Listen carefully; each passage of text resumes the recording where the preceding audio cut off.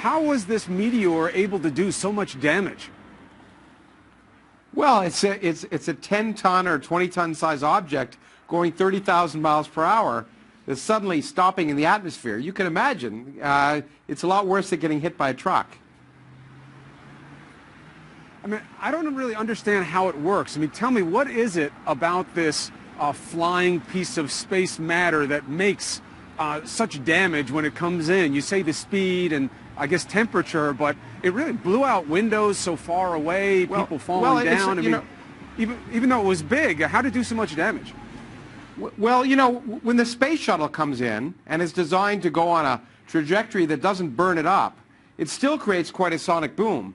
But this thing wasn't designed to be on a trajectory that would keep it in one piece. In fact, there was so much heat generated. It's coming into the atmosphere at maybe 30,000 miles per hour. And the heat that's generated is incredible, enough to break apart, blow up, literally, a 10-ton object. And it creates a kind of sonic boom with amazing power, enough to blow out all these windows. And happily, of course, it burned up in the atmosphere for the most part and didn't hit the ground. If it had survived to the ground at that size, it would have done a lot more damage. It would have created an immense crater. But like most meteors, in fact, it burned up in the atmosphere and maybe some small pieces fell to the ground. And but with 10 tons, heats up enough to explode. What was that? So just the sound alone was enough to cause all that damage? Exactly. A sonic boom is nothing other than a pressure wave in the air. And when an object that size blows up in the atmosphere, it produces an incredible pressure wave. And that pressure wave, which is nothing other than sound, is intense enough when it hits windows to blow them out. When I hear you describe it, it seems like there's always an occasion of good fortune when these things happen. You know, if it didn't burn up, if it had made it all the way to the ground, if it had hit in a different place. How lucky do we get in situations like this?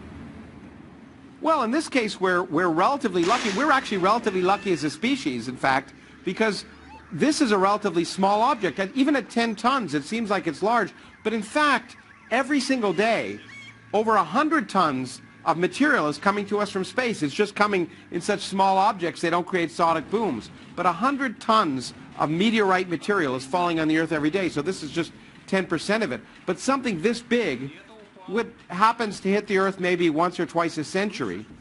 But, you know, bigger things hit the Earth even more rarely. The asteroid that just came by and had a near miss, those objects might collide with the Earth about once every million years or so, and they'd create a much greater damage. And of course, if you're really unlucky and you're a dinosaur 65 million years ago, a meteorite that was a lot bigger hit the Earth and killed the dinosaurs. That happens about once every 100 million years, and it's been 65 million years or so. So we have a little while to wait. You don't have to be too worried. In fact, I was on Russian TV trying to convince people there that they had nothing to worry about. That the single meteor it happens every now and then. It's an accident, but it doesn't portend things to come. There aren't going to be frogs or locusts or anything like that.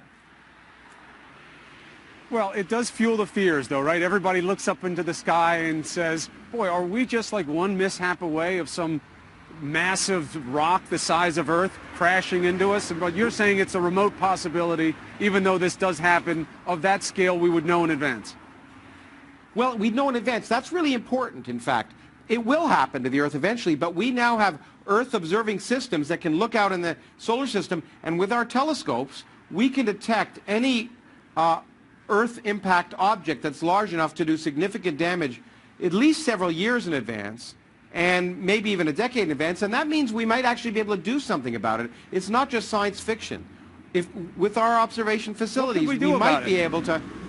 Well, we could send a rocket out and to land on it, for example, or impact with it, but very small deflections. If you're far enough away from the Earth, a small rocket running for a little while might just be able to deflect it because you're so far away that a very small angular change is enough to have it miss the Earth. And in fact, we'd have not much other choice because of a large... Did you see the Bruce Willis movie? Because that sounds just like the scenario out of the Bruce Willis movie. You think that's realistic? I don't think the Bruce Willis movie is realistic, but I think what's really important is even without Bruce Willis, we might be able to do something that's less dramatic. We don't need atomic weapons, but just a simple rocket ship. And in fact, we have to think about these things because the space is full of objects, and every now and then one of them is going to come close to the Earth, and we as a species have the capability to at least be prepared. And there are a lot of things we don't prepare for, maybe including climate change, but I like to think that we're prepared enough to realize that a large object like that is severe enough that if you don't move it, there's no getting out of the way. And it's a disaster. It could be large enough to produce global fires. I mean, that whatever killed the dinosaur probably produced global fires throughout the world. It was a large, probably many kilometer size object that hit probably in what is now the Yucatan. And as I say, we have maybe 30 million years to wait, but these things are probabilistic, so you never